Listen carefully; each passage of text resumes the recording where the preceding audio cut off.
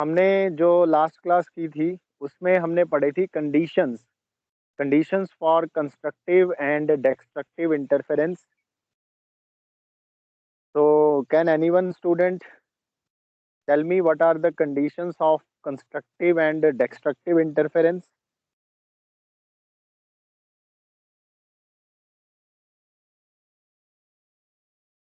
Sir, for ये constructive interference, cos phi is +1, and for okay. Cos destructive phi is, cos phi is -1. and for destructive interference it is -1. Okay, very good. Now in terms of path difference, what is condition for constructive and destructive interference?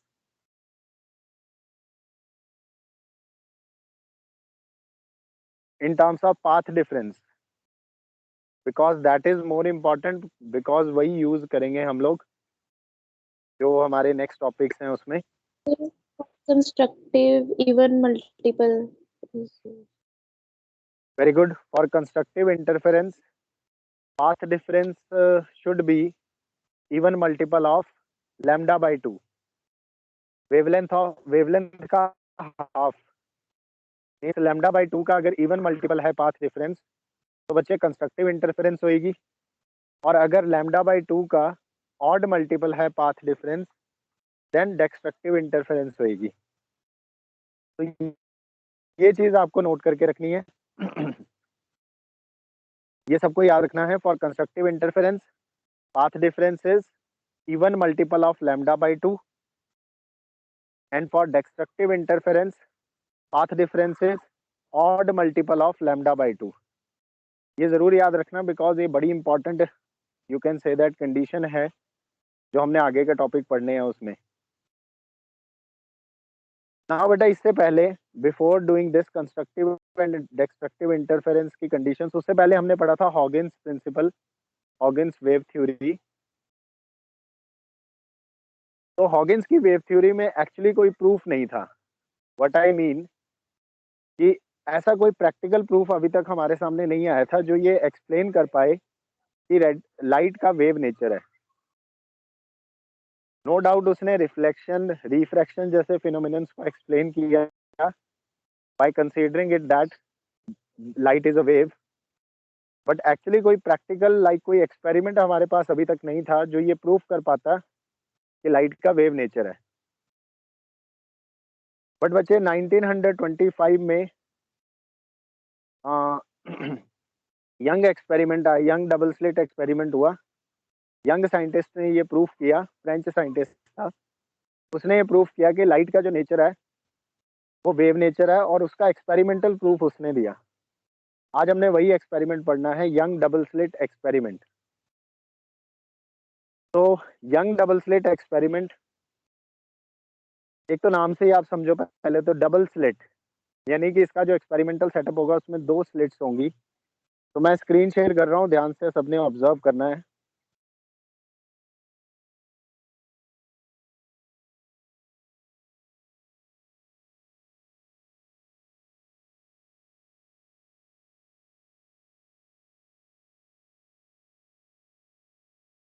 तो student starting करते हैं young double slit experiment से.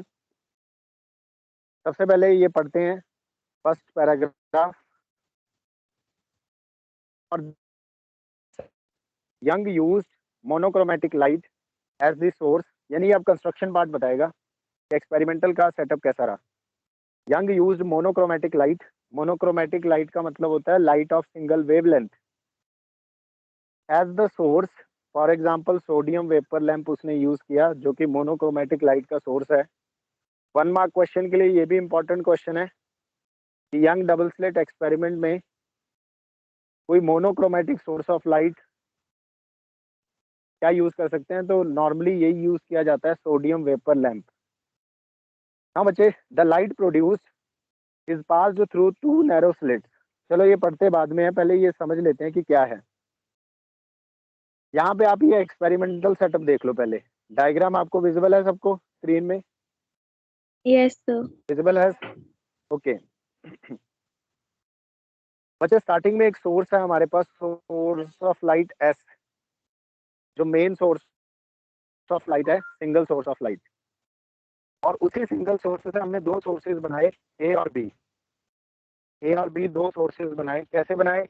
हमने एक obstacle लिया, barrier लिया, और उसमें दो छोटी छोटी स्लिट्स, स्लिट्स मतलब दो छोटे छोटे होल कर दिए, ऐसे समझो, ओपनिंग रख दी, बहुत ही छोटी छोटी। तो मैंने आपको पहले भी समझाया था कि जो कोहेरेंट सोर्सेज होते हैं वो एक सिंगल सोर्स से ऑब्टेन करवाए जाते हैं। तो ऐसा ही यहाँ पे किया यंग ने, एक सिंगल सोर्स एस से दो छोटी छोटी स्लिट्स उसने बनाई। ये ए और बी जो हैं, these are two slits, and these two slits act as a source of light, source of waves, light waves, as a coherent sources. सुना बच्चे, मेन सोर्स एस से रेड कलर के वेव फ्रंट्स निकल रहे हैं। अब मेरी बात ध्यान से सुनना, जो रेड कलर के वेव फ्रंट्स आपको दिखाई दे रहे हैं इस डायग्राम में, उसमें से आप देखो एक वेव फ्रंट तो सॉलिड लाइन करके बनाया हुआ है, और दूसरा वेव फ्रंट हमने डॉटेड लाइन बनाई है। मतलब one line is solid line and the other one is dotted line. We know that एक सोर्स से स्फेरिकल वेव फ्रंट्स निकलेंगे, और वो स्फेरिकल वेव फ्रंट जो है एक सॉलिड लाइन और एक डॉटेड लाइन है। अब ये क्या चीज है, इसको सुनो ध्यान से बच्चे। जो सॉलिड लाइन है वो वेव का क्रस्ट पार्ट है, क्रेस्ट। आपको पता है अगर आप एक वेव ड्रॉ करें, उसमें एक क्रेस्ट होगा और एक ट्रफ होगा, दो होते हैं ना। जैसे आप एक वेव बनाओगे तो वैली पे जो पॉइंट आएगा, सबसे मिनिमम लेवल पे जो पॉइंट आएगा वेव का, उसे ट्रफ कहते हैं, TROUGH। और सबसे टॉप पे जो पॉइंट होता है उसे क्रेस्ट कहते हैं। तो बच्चे वेव फ्रंट में जो सॉलिड लाइन है वो आप ऐसे समझो वो क्रस्ट को रिप्रेजेंट कर रही है, और जो डॉटेड लाइन है वो ट्रफ को रिप्रेजेंट कर रही है।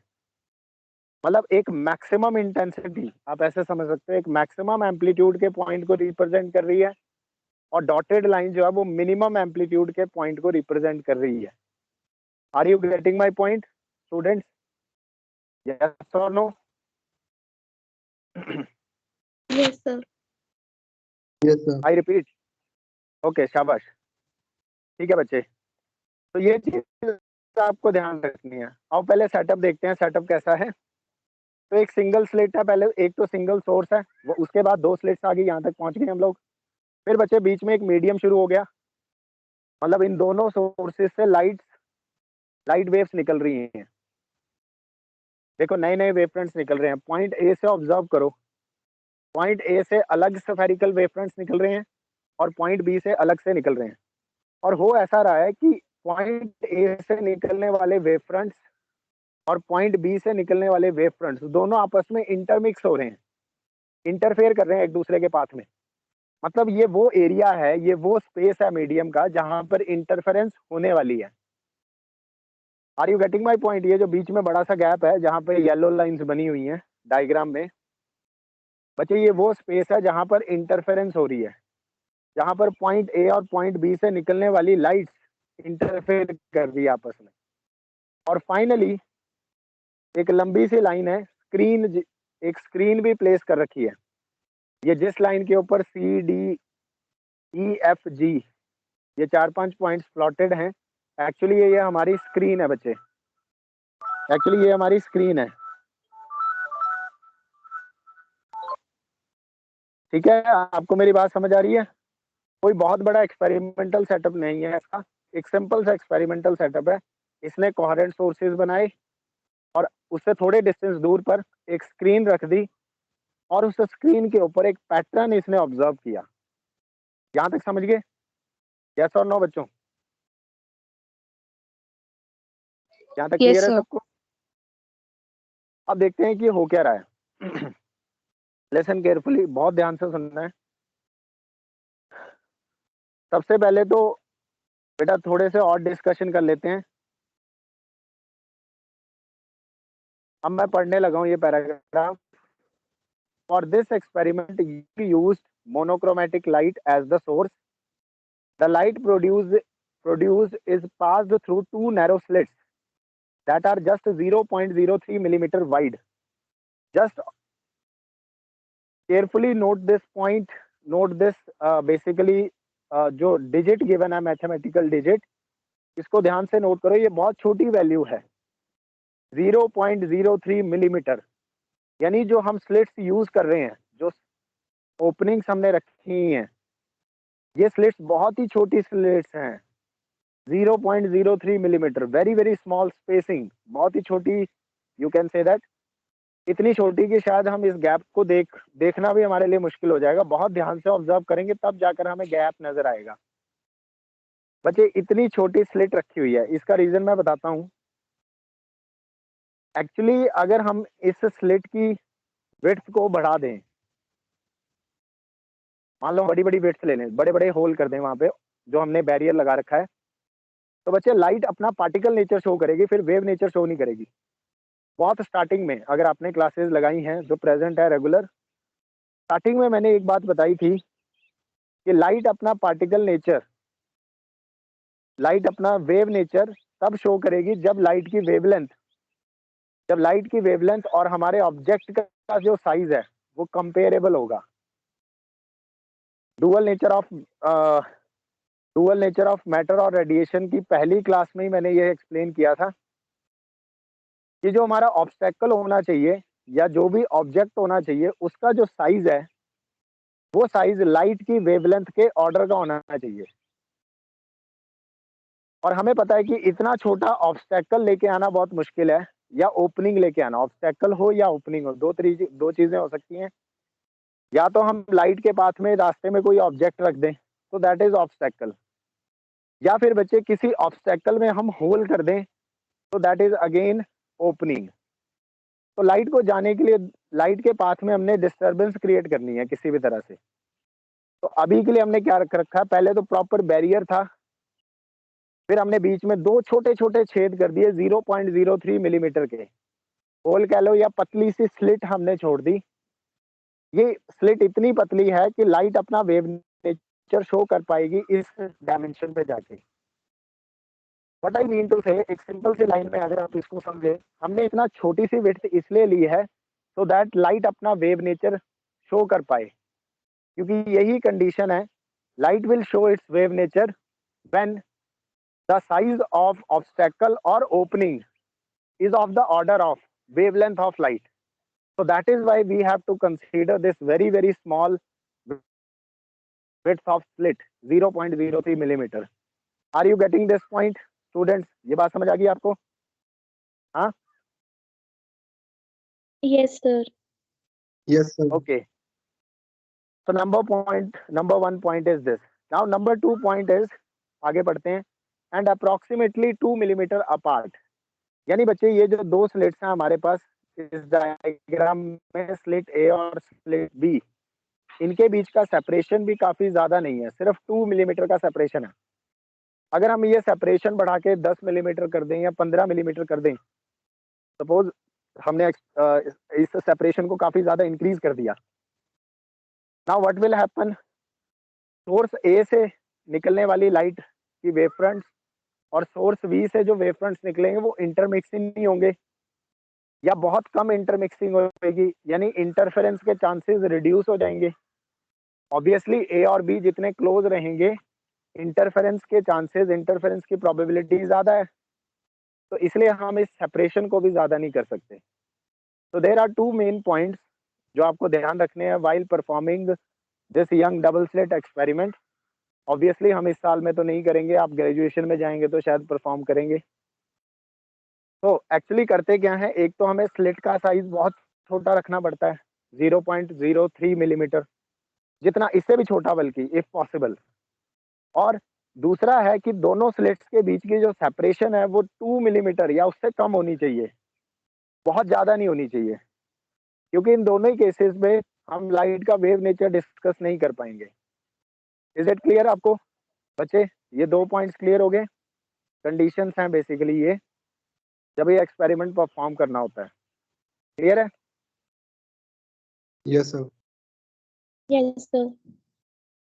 ओके, अब आते हैं एक्सपेरिमेंट पे। देखो बच्चे, इस पिक्चर यहाँ पे डायग्राम के नीचे लिखा हुआ है, the picture here is a representation of interference of light, that we know कि जहां पर ए और बी के वेव फ्रंट्स मिक्स हो रहे हैं वहां इंटरफेरेंस होगी। उसके बाद लिखा है the dotted lines, very important, the dotted lines represent trough, यानी जो डॉटेड वेव फ्रंट्स ड्रॉ किए गए हैं वो तो ट्रफ को रिप्रेजेंट कर रहे हैं।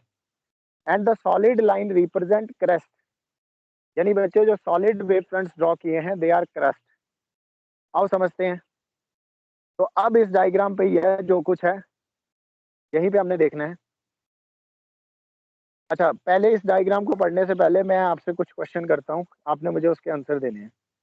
बच्चे विजुअलाइज करो कि कुछ सिमिलर सा सेटअप आपने किया, कुछ सिमिलर सा सेटअप आपने किया जैसे यंग ने कर रखा है।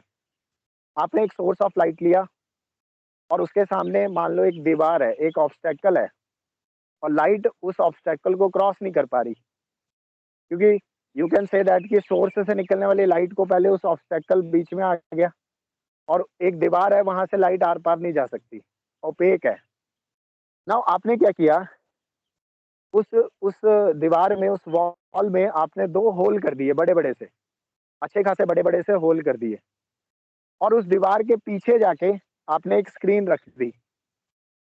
तो बेटा आपको स्क्रीन के ऊपर क्या ऑब्जर्व होगा?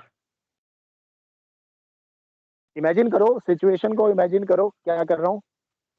एक सोर्स ऑफ लाइट, मतलब मान लो आपने एक बल्ब ले लिया, अच्छा खासा सोर्स ऑफ लाइट है जो चारों साइड पे, in all direction it is emitting light, और आपने, आपके सामने एक दीवार है, उस दीवार में 2 बड़े बड़े होल कर दिया आपने, या एक होल कर दिया, जैसे भी।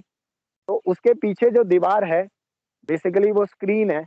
उस स्क्रीन पे आपको क्या ऑब्जर्व होगा?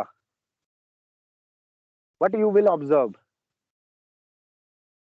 So the path of the मतलब light which is passing through the positions. Path नहीं बच्चे, विजिबल नहीं होगा। पाथ विजिबल नहीं होगा क्योंकि पाथ तभी विजिबल होगा अगर स्मोकी है, मीडियम अगर स्मोकी है, मतलब कोलॉइडल मीडियम है, तो लाइट का पाथ विजिबल हो जाता है। स्क्रीन के ऊपर क्या विजिबल होगा, that is my question. So the dots of the line. Dots, क्या कह रहे हो? डॉट्स ऑफ, तो मतलब जो लाइट वहां से निकल के आएगी, जो 2 हमने होल बनाए हैं, बस उस वही जगह दिखेगी बस। राइट राइट राइट, यानी वहां पे ब्राइट दिखाई देगा, बाकी सब जगह डार्क, शैडो आ जाएगी ना बाकी जगह, बाकी जगह वॉल की शैडो आ Yes जाएगी। sir. यही तो होता है, सन से आने वाली लाइट जहां जहां आप खड़े हो जाते हैं वहां शैडो बन जाती है, बाकी सब जगह ब्राइट है। जब लाइट को ऑब्स्टेकल ही नहीं मिल रहा पाथ में, तो बाकी सब जगह तो ब्राइट आ रहा है, और जब लाइट के पाथ में आप रास्ते में खड़े हो जाते हैं तो सन से आने वाली लाइट आपको क्रॉस नहीं कर पाती, इसलिए आपकी शैडो बन जाती है, फ्लोर पे या कहीं पर भी स्क्रीन पे शैडो आ जाती है। तो बेटा यही इस केस में होगा। अब ये है रे ऑप्टिक्स की कहानी, ये रे ऑप्टिक्स कहता है ऐसा, और ऐसा रे ऑप्टिक्स के अकॉर्डिंगली समझ में भी आता है कि light travels in straight line, it is a light रे and it travels in straight line. तो लाइट के पाथ में अगर कोई ऑब्स्टेकल आ जाए तो लाइट उस ऑब्स्टेकल को क्रॉस नहीं कर पाती, इसलिए उस जगह पे डार्क हो जाता है, बाकी सब जगह ब्राइट हो जाता है। तो जो मैंने आपको एक्सपेरिमेंटल सेटअप दिया उसके अकॉर्डिंगली होना क्या चाहिए, यहाँ पर बच्चे क्या होना चाहिए यंग एक्सपेरिमेंट में, अगर हम लाइट का रे नेचर मान के चलें, वेव ना माने, एक बार के लिए भूल जाओ लाइट वेव है, अगर हम लाइट को रे की तरह ट्रीट करें तो बच्चे जहां 2 स्लिट्स हमने बनाई, उन 2 स्लिट्स के कॉरस्पॉन्डिंग स्क्रीन के ऊपर हमें 2 ब्राइट लाइंस दिखनी चाहिए और बाकी पूरी screen dark. Are you getting my point? क्योंकि लाइट उन्हीं 2 स्लिट से पास कर पा Yes. रही है, बाकी तो बंद है। यस और नो? Yes visualise sir. कर पा रहे हो? बट यंग ने क्या कहा, जब यंग ने एक्सपेरिमेंट परफॉर्म किया तो उसने देखा कि स्क्रीन के ऊपर ऐसी 2 ब्राइट लाइंस की बजाय स्क्रीन के ऊपर तो एक अच्छा खासा पैटर्न बन रहा है। पैटर्न यानी पैटर्न कैसा, एक एक ब्राइट लाइन है, फिर डार्क लाइन है, फिर ब्राइट लाइन है, फिर डार्क लाइन है। मीन्स उसने कहा कि ऑल्टरनेट डार्क और ब्राइट बन रहे हैं। अब ये कैसे पॉसिबल हुआ, दिस इज द क्वेश्चन। क्योंकि रे ऑप्टिक्स इसको एक्सप्लेन नहीं कर सकती इस बात को, क्योंकि अगर हम रे ऑप्टिक्स की बात माने तो उसके अकॉर्डिंगली तो सिर्फ 2 ब्राइट लाइंस दिखनी चाहिए थी स्क्रीन के ऊपर और बाकी सारा डार्क। लेकिन जो एक्सपेरिमेंट के बाद जो रिजल्ट, जो पैटर्न हमें स्क्रीन के ऊपर दिख रहा है, उस पैटर्न में बच्चे वो पैटर्न ऐसा है। यहाँ देखो, ये दिख रहा है आपको पैटर्न, ये दिखाई दे रहा है पैटर्न स्क्रीन में। मतलब bright dark bright dark bright dark, ऐसा एक ऑल्टरनेटिव पैटर्न आ रहा है। रे ऑप्टिक्स तो ये चीज एक्सप्लेन नहीं कर पा रही। तो यंग ने कहा अच्छा, और इंटरेस्टिंग बात यह है कि जैसे जैसे मैंने इस स्लिट की, जो यहाँ हमने ये स्लिट है, ये जो दो स्लिट्स दिखाई दे रहे हैं बैरियर के बीच में, दिख रहे हैं ना बच्चों वीडियो में, स्क्रीन पे दिखाई दे रहे हैं सबको? Yes sir. तो बच्चे, इस स्लिट के सामने ब्राइट होना चाहिए था अकॉर्डिंग टू रे ऑप्टिक्स, और बाकी सब जगह डार्क। तो उसने कहा कि अगर हम इन स्लिट के साइज को बढ़ा दें तो फिर हमें वही ऑब्जर्व होगा जो हम सोच रहे हैं, बिल्कुल वैसा ही होगा। बट जैसे जैसे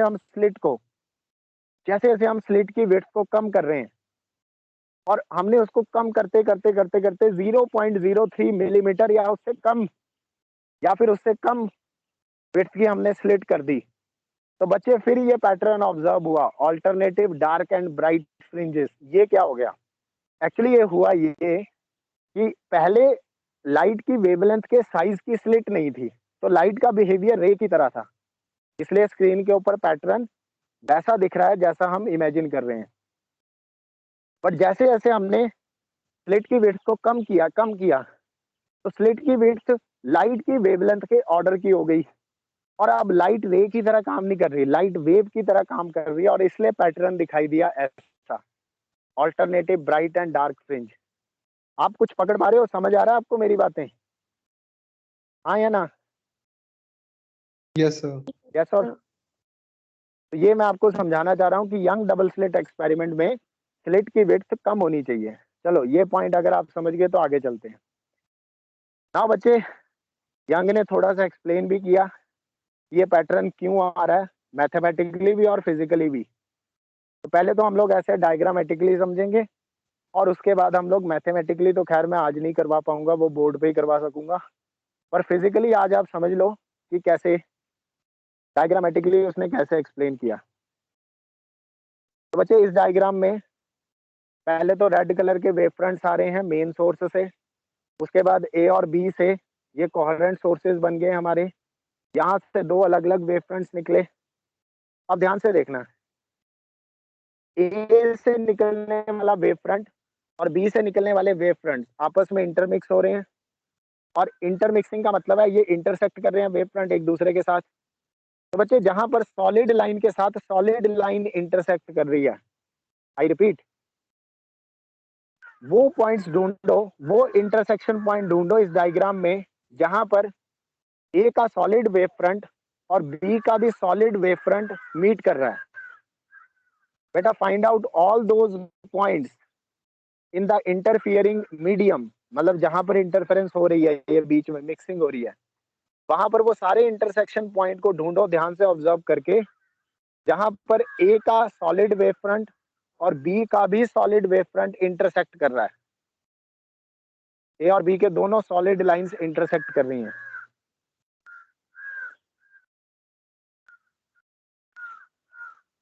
आपको मिले कुछ ऐसे पॉइंट्स? मिल गए? ध्यान से ऑब्जर्व करो स्क्रीन पे, डायग्राम में देखो।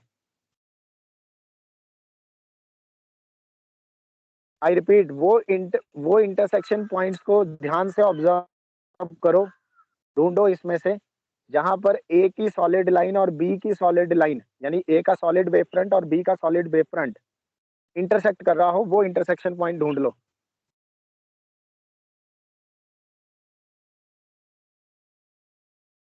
तो बच्चे, ये जो ए से लेके सी तक की जो लाइन जा रही है, ये लाइन उन्हीं सभी पॉइंट से पास कर रही है।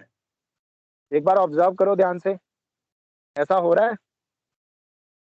ये जो येलो कलर की लाइन है ए सी, क्या ये दोनों वेव फ्रंट्स के सॉलिड सॉलिड इंटरसेक्शन से पास हो रही है? Yes sir. I need response from all of you. आपको सबको ये सब चीज समझ आनी चाहिए, तभी बात बनेगी, ऐसे नहीं।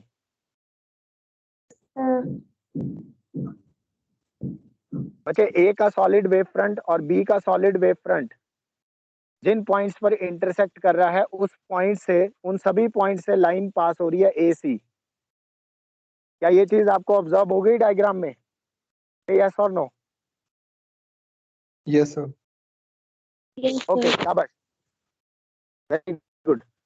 नाउ अनदर, अब आपको वो सारे पॉइंट ढूंढने हैं जहां पर एक सॉलिड लाइन, ए की सॉलिड लाइन और बी की डॉटेड लाइन, मतलब जहां पर सॉलिड और डॉटेड लाइन इंटरसेक्ट कर रही हो बच्चे।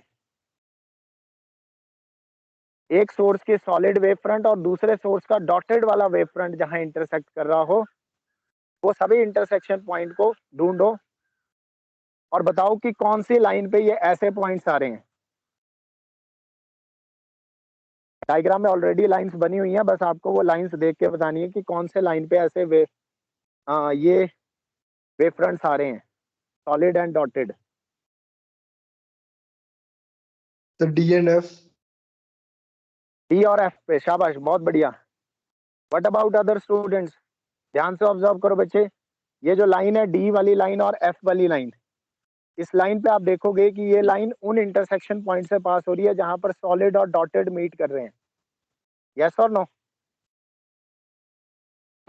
Yes, sir. और बच्चे पॉइंट सी, पॉइंट ई और point G, C for cat, E for elephant and G for goat या गन, इन तीन पॉइंट्स पे देखो, ये जो तीन लाइंस हैं बच्चे, ये ऐसे पॉइंट से पास कर रही हैं जहां पे या तो सॉलिड सॉलिड मीट कर रहा है या फिर डॉटेड डॉटेड मीट कर रहा है। सेम सेम टाइप के मीट कर रहे हैं। ये तो है सी, ई और जी। और डी और एफ ऐसे पॉइंट है जहां पर सॉलिड और डॉट यानी अपोजिट टाइप के वेव फ्रंट्स मीट कर रहे हैं। ये चीज ऑब्जर्व कर लो, बस यही समझने वाली बात है। यस और नो? Yes, sir. ओके, शाबाश।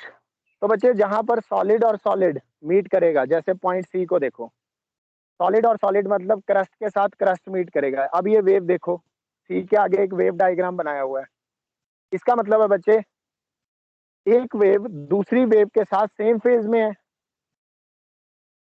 अगर दोनों वेव्स का क्रस्ट मीट कर रहा है, दोनों वेव्स का क्रस्ट मीट कर रहा है, इसका मतलब है दोनों वेव्स सेम फेज में है। What it mean? दोनों वेव्स सेम टाइम पे अपनी मैक्सिमम और मिनिमम वैल्यूज अचीव कर रही हैं। Means waves are in same phase. Yes और नो बच्चे? Yes sir. Yes, sir.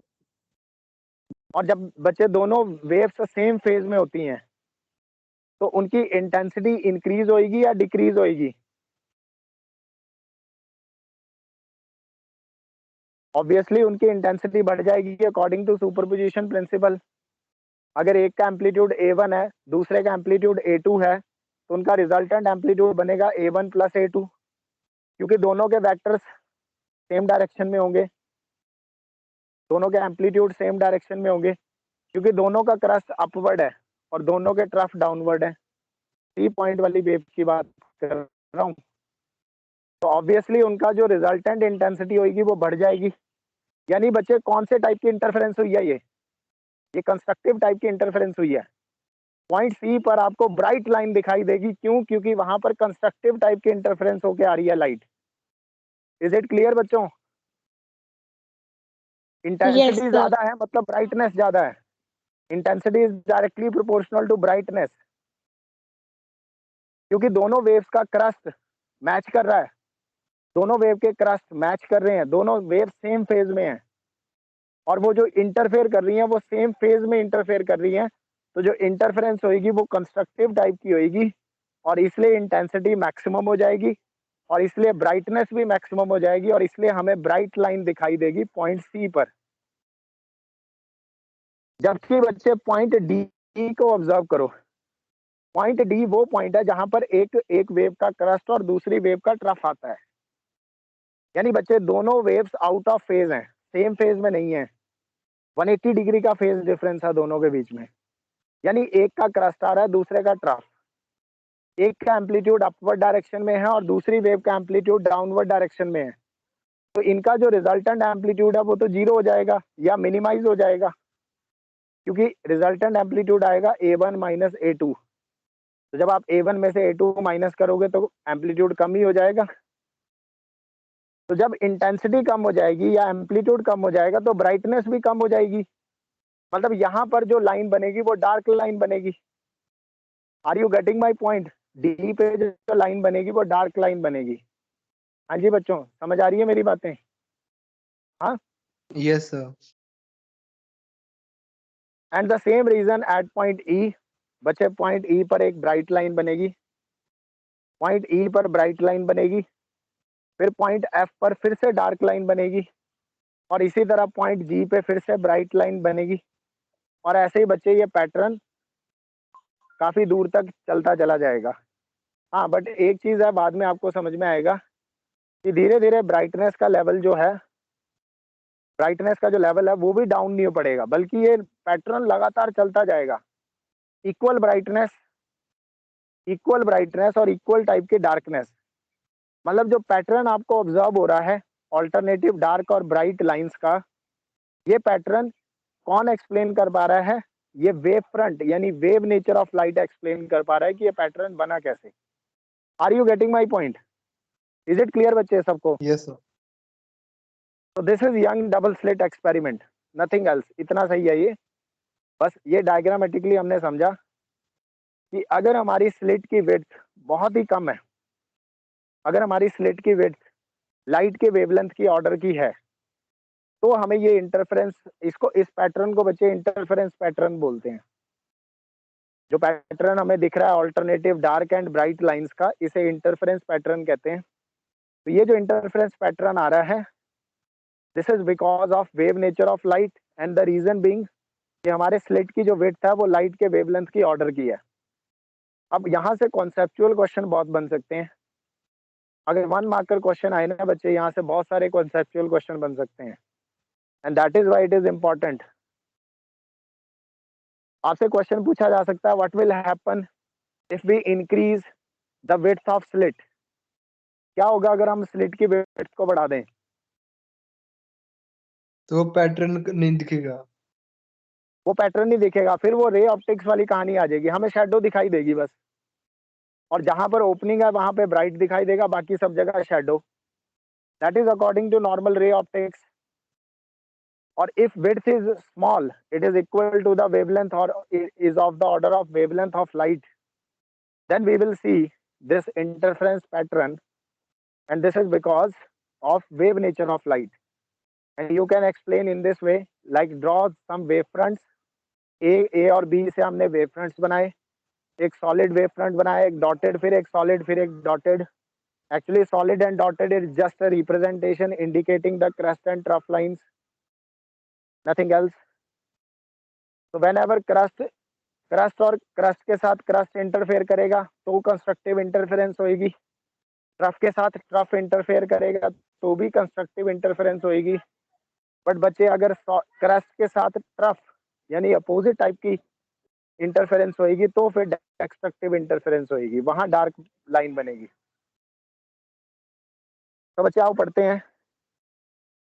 यहाँ पे इन्होंने डायग्राम में लिखा है, देखो ये पैराग्राफ में, when light waves originating from the source strikes the slit, main source से लाइट आ रही है और स्लिट पे स्ट्राइक की, new waves emerge from the slit, फिर स्लिट्स, दोनों स्लिट से नई नई वेव्स आ रही हैं, मतलब ए से अलग वेव फ्रंट और बी से अलग वेव फ्रंट्स आ रहे हैं। It is to be noted that the wave thus generated are in the same phase. तो बच्चे यहाँ पे कोहेरेंट सोर्सेज हैं तो सेम फेज में ही होने चाहिए। मतलब वो मैं आपको पहले भी बता चुका हूँ कि स्टार्टिंग में हम लोग कोहेरेंट सोर्सेज लेते हैं। तो बेटा कोहेरेंट सोर्सेज में ये अपना साइड में, आपके पास अगर नोटबुक है तो सभी बच्चे एक अपने साइड में लाइन लिख लो कोहेरेंट सोर्सेज के लिए।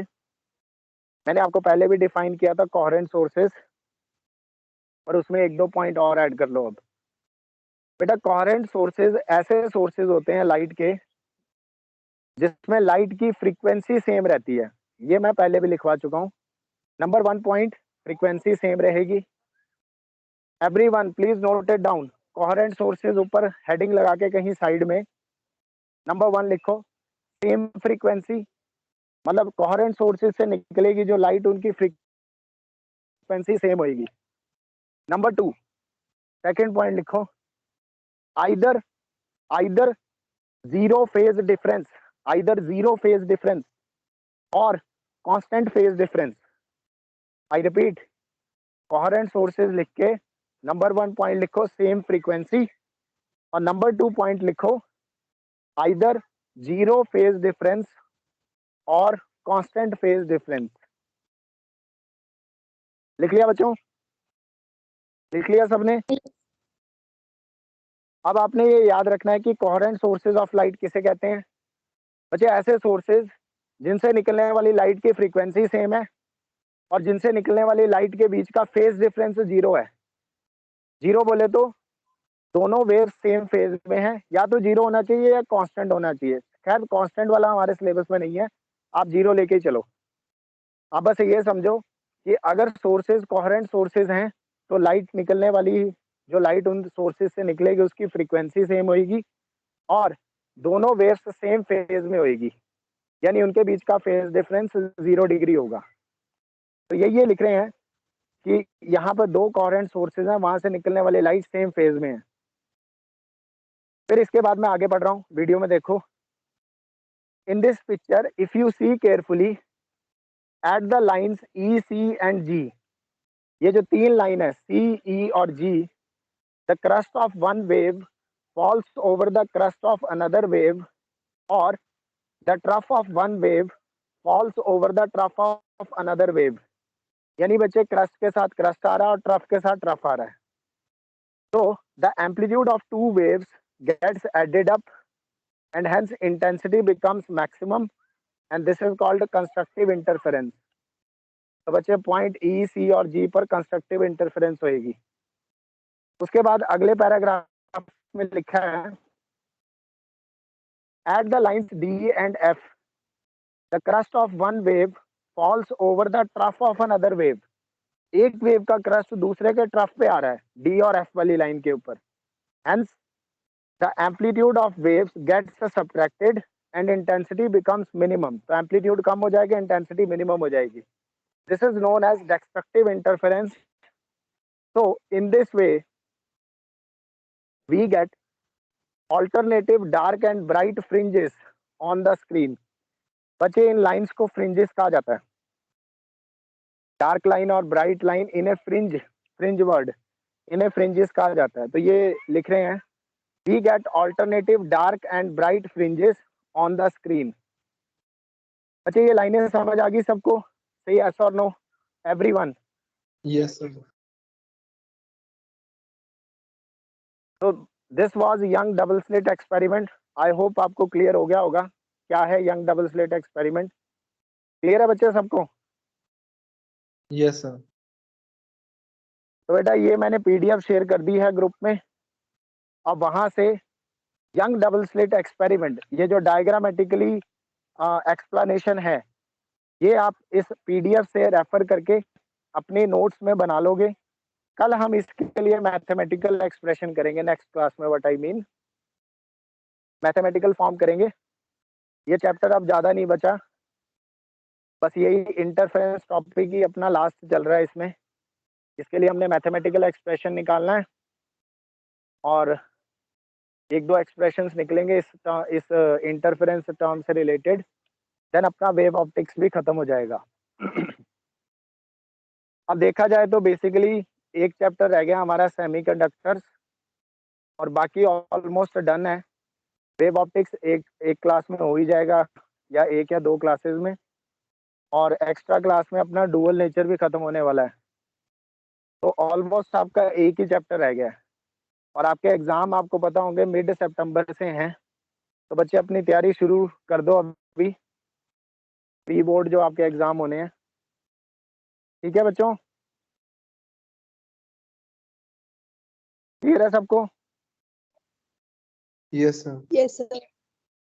ये काम करके रखना अपनी नोटबुक में, यंग डबल स्लिट एक्सपेरिमेंट की डायग्रामेटिकली एक्सप्लेनेशन, यानी कैसा एक्सपेरिमेंटल सेटअप था, और ये जो लाइंस है पीडीएफ से रेफर करके अपने नोट्स बना लेना।